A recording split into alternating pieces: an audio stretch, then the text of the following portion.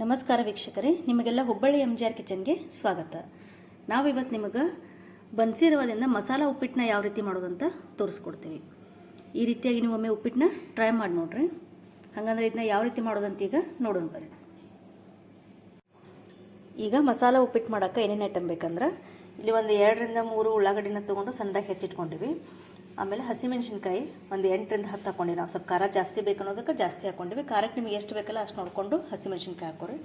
ಆಮೇಲೆ ಹಸಿ ಶುಂಠಿನ ಸಣ್ಣದಾಗಿ ಹೆಚ್ಚಿಟ್ಕೊಂಡಿವಿ. ಕೊತ್ತಂಬರಿ ಸೊಪ್ಪು, ಕ್ಯಾರೆಟು, ಬೀನ್ಸು, ಆಲೂಗಡ್ಡಿನ ಸಿಪ್ಪಿ ತೆಗೆದು ಸಣ್ಣ ಸಣ್ಣ ಪೀಸ್ ಮಾಡಿ ಕಟ್ ಮಾಡ್ಕೊಂಡಿವಿ. ಆಮೇಲೆ ಹಸಿ ಬಟಾಣಿ, ಟೊಮೆಟೊ, ನಿಂಬೆಹಣ್ಣು, ಕರಿಬೇವು, ಆಮೇಲೆ ಬನ್ಸಿ ರವೆ ಬರ್ತೈತಲ್ಲ ಅದನ್ನು 1.5 ಗ್ಲಾಸ್ನಷ್ಟು ಬನ್ಸಿ ರವಾನ ಎಣ್ಣೆ ಹಚ್ಚಿ ಹುರಿದಿಟ್ಟಿವಿ. ಈ ರೀತಿ ಎಣ್ಣೆ ಹಾಕಿ ಈ ರೀತಿ ಹುರಿದಿಟ್ಕೊಂಡಿವಿ.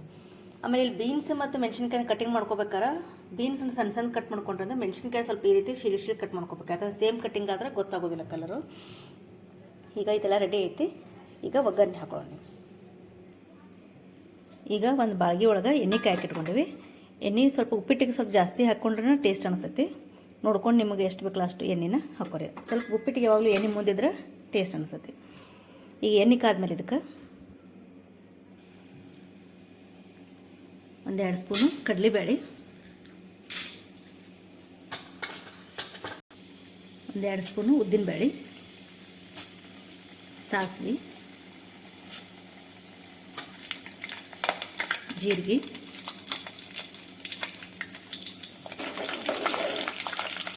ಈ ಕಡಲೆಬೇಳೆ ಎಲ್ಲ ಸ್ವಲ್ಪ ಲೈಟಾಗಿ ಕೆಂಪಾದ್ಮೇಲೆ, ಭಾಳ ಹೊತ್ತಿಸ್ಕೋಬಾರ್ದು, ಇದನ್ನ ಲೈಟಾಗಿ ಕೆಂಪಾದ್ಮೇಲೆ ಕರಿಬೇವು, ಆಮೇಲೆ ಈಗ ಹಸಿಮೆಣಸಿನ್ಕಾಯಿ, ಉಳ್ಳಾಗಡ್ಡಿ ಮತ್ತು ಹಸಿಮೆಣಸಿನ್ಕಾಯಿ ಹೆಚ್ಚಿಟ್ಕೊಬೇಕು. ಫಸ್ಟ್ ಇದನ್ನ ಹಾಕೋಬೇಕು. ಮೆಣಸಿನ್ಕಾಯಿನ ಎಣ್ಣೆ ಒಳಗೆ ಹಾಕೋದ್ರಿಂದ ಖಾರ ಜಾಸ್ತಿ ಬಿಡ್ಬೇಕದು.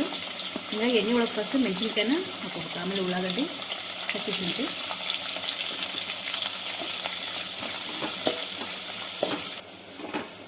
ಈಗ ಉಳ್ಳಾಗಡ್ಡಿ ಸ್ವಲ್ಪ ಫ್ರೈ ಆದಮೇಲೆ ಏನು ವೆಜಿಟೇಬಲ್ಸ್ ಎಲ್ಲ ಹೆಚ್ಚಿಟ್ಕೊಂಡಿರ್ತೀವಲ್ಲ ಇದನ್ನೆಲ್ಲ ಹಾಕೋಬೇಕು. ಕ್ಯಾರೆಟು, ಬೀನ್ಸು, ಆಲೂಗಡ್ಡೆ, ಬಟಾಣಿ, ಫಸ್ಟ್ ಇವನ್ನೆಲ್ಲ ವೆಜಿಟೇಬಲ್ಸ್ನು ಹಾಕೋಬೇಕು.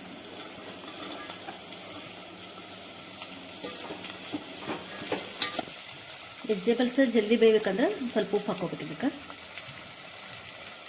ಅಂದರೆ ಜಲ್ದಿ ಬೇಯ್ತಾವೆ ವೆಜಿಟೇಬಲ್ಸು. ಆಮೇಲೆ ನಿಮಗೆ ಉಪ್ಪಿಟ್ಟು ಸ್ವಲ್ಪ ಜಲ್ದಿನೇ ಮಾಡ್ಕೋಬೇಕು ಅನ್ನೋದೈತಂದ್ರೆ ರವೆ ಆವಾಗ ಹುರ್ಕೊಳ್ಳೋ ಬದಲಿ ನೀವು ಮೊದಲೇ ಒಂದು ರವಾನ ಹುರಿದಿಟ್ಕೋಬೋದು. ಒಂದು 2-3 kg ಅಷ್ಟು ರವೆ ನೀವು ಹಾಗೆ ಇಟ್ಟರೆ ಒಮ್ಮೆ ಹುರಿದಿಟ್ಕೋಬೋದು. ಆದರೆ ಅದನ್ನ ಎಣ್ಣೆ ಹಚ್ಚಿ ಹುರಿಬಾರ್ದು. ಹಂಗೆ ಡ್ರೈ ರೋಸ್ಟ್ ಮಾಡಿ ಇಟ್ಕೊಂಡ್ರೆ ನಾವು ಒಮ್ಮೆ ಒಗ್ಗರಣೆ ಹಾಕ್ಕೊಂಡು ಉಪ್ಪಿಟ್ಟಿಗೆ ರವೆ ಮಿಕ್ಸ್ ಮಾಡ್ಕೋಬೋದು. ಈಗ ಉಪ್ಪಿಟ್ಟು ಮಾಡೋ ಮುಂದೆ ಹುರ್ಕೋಬೇಕಂತ ಇರಂಗಿಲ್ಲ. ನೆಕ್ಸ್ಟ್ ಟೊಮೆಟೊ,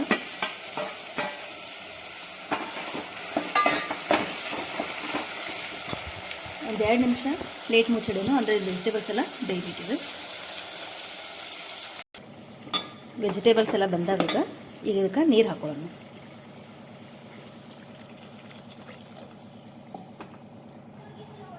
ರುಚಿಗೆ ಎಷ್ಟು ಬೇಕಲ್ಲ ಅಷ್ಟು ಉಪ್ಪು, ಆಮೇಲೆ ಒಂದು ಸ್ವಲ್ಪ ಸಕ್ಕರೆ ಹಾಕೊಳಕತ್ತೀನಿ. ಯಾಕಂದ್ರೆ ಟೊಮೆಟೊ ಮತ್ತು ನಿಂಬೆಹಣ್ಣು ಹಾಕೋತೀವಲ್ಲ ಹುಳಿಗೆ, ಅದಕ್ಕೆ ಸ್ವಲ್ಪ ಸಕ್ಕರೆ ಹಾಕೊಳತ್ತೀವಿ. ಇದು ನಿಮ್ಗೆ ಬೇಕಂದ್ರೆ ಹಾಕೋಬೋದು, ಇಲ್ಲಕಂದ್ರೆ ಸ್ಕಿಪ್ ಮಾಡ್ಕೋಬೋದು. ನೀವು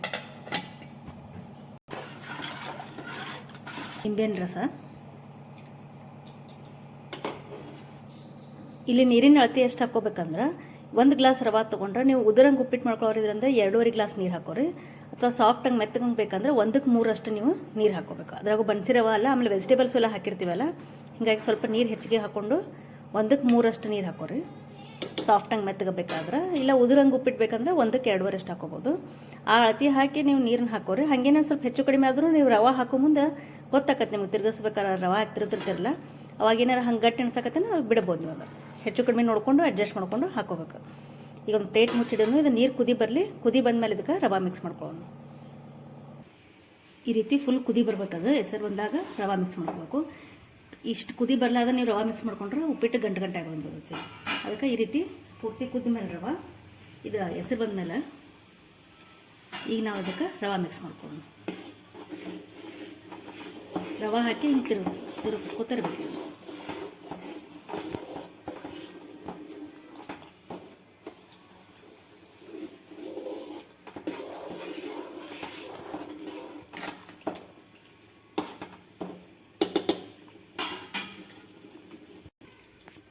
ಮ್ಯಾಗ ಕೊತ್ತಂಬರಿ ಸೊಪ್ಪು, ಮ್ಯಾಗಿಗೆ ಲಾಸ್ಟಿಗೆ ಒಂದು 2 ಸ್ಪೂನ್ ಎಣ್ಣೆ ಹಾಕ್ಬೇಕು. ಅಂದರೆ ನೀವು ಕಡಿಮೆ ಎಣ್ಣೆ ಹಾಕಿದ್ರು ಮ್ಯಾಲೆ ಹಿಂಗೆ ಒಂದು 2 ಸ್ಪೂನ್ ಎಣ್ಣೆ ಹಾಕೋದ್ರಿಂದ ಉಪ್ಪಿಟ್ಟು ಎಣ್ಣೆನೇ ಚಲೋ ಅನಿಸುತ್ತೆ. ಈಗ ಚೆನ್ನಾಗಿ ಕೈ ಆಡಿಸ್ಕೊಂಡು ಮೀಡಿಯಮ್ ಫ್ಲೇಮ್ನ ಇಟ್ಕೊಂಡು ಬೇಯಿಸ್ಕೋಬೇಕು. ಇಲ್ಲಿ ನಾನು 1.5 ಗ್ಲಾಸ್ ರವೆ ತೊಗೊಂಡಿದ್ನಲ್ಲ, ಅದಕ್ಕೆ 4 ಗ್ಲಾಸ್ ನೀರು ಹಾಕಿದ್ದೆ ನಾನು. ಸ್ವಲ್ಪ ಉದುರಂಗೆ ಬೇಕು ಅನ್ನೋದಕ್ಕೆ ಈ ರೀತಿ ಬರ್ತೈತೆ ನೋಡ್ರಿ ಅಷ್ಟು. ನಿಮ್ಗೆ ಇನ್ನೂ ಇದಕ್ಕಿಂತ ಸಾಫ್ಟಾಗಿ ಮೆತ್ತಗೆ ಬೇಕು ಅನ್ನೋಂಗಿತ್ತಂದ್ರೆ ಸ್ವಲ್ಪ ಇನ್ನೂ ಒಂದು 4.25 ಗ್ಲಾಸ್ನಷ್ಟು ನೀರು ಹಾಕೋಬೋದು. ಇಲ್ಲಿ ನಾವು 1.5 ಗ್ಲಾಸ್ ಬನ್ಸಿರೋವಕ್ಕೆ 4 ಗ್ಲಾಸ್ನಷ್ಟು ನೀರು ಹಾಕೋಬೋದು.